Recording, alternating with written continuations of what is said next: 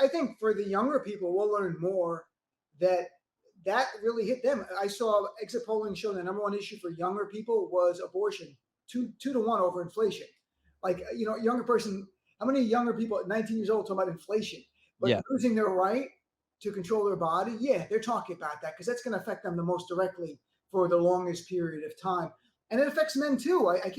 I'm sure you've talked about it. It affects men the most directly, but a husband in a relationship and they're planning to have a child or not, and it's not the right time, and the wife gets pregnant, even inadvertently, well, in those states you're stuck. Or what if you go on a date and you think the woman has birth control or it fails? Now you're mandated for 18 to 21 years, depending on the state, to make child support payments. This directly affects everyone. This affects men and women. It's not a women's issue, it's a human rights issue.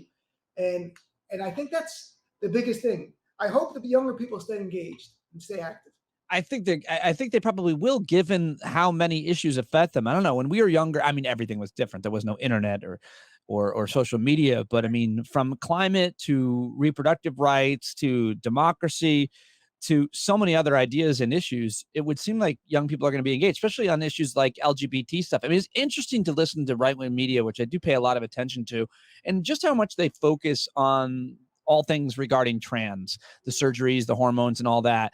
And it's just like, I feel like people, I don't mean to be dismissive to people, young trans people, but I'm just not sure that voters are really that concerned about that issue that they disproportionately talk about on all those shows so much. Dean, do you think that how much effect that's having on young people, much less the electorate as a whole?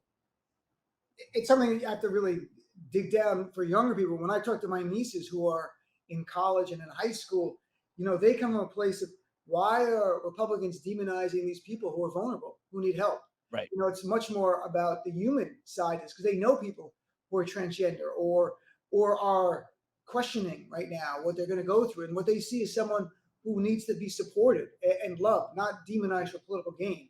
So it transcends. And I really think there's something else people brought up, and it came up on my show, that the demonization on the right, openly, gleefully, of Paul Pelosi and the lies that they smeared.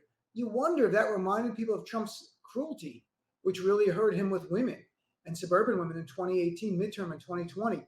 That it reminded people like, wow, this GOP, it's not just Trump, that these guys are laughing and joking about an 82-year-old man getting a skull fracture. Someone came in, broke in with a hammer and beat him and could have killed him. And they were lies, or he's having a sexual affair with this guy, and they're just literally making stuff up and being gleeful about it.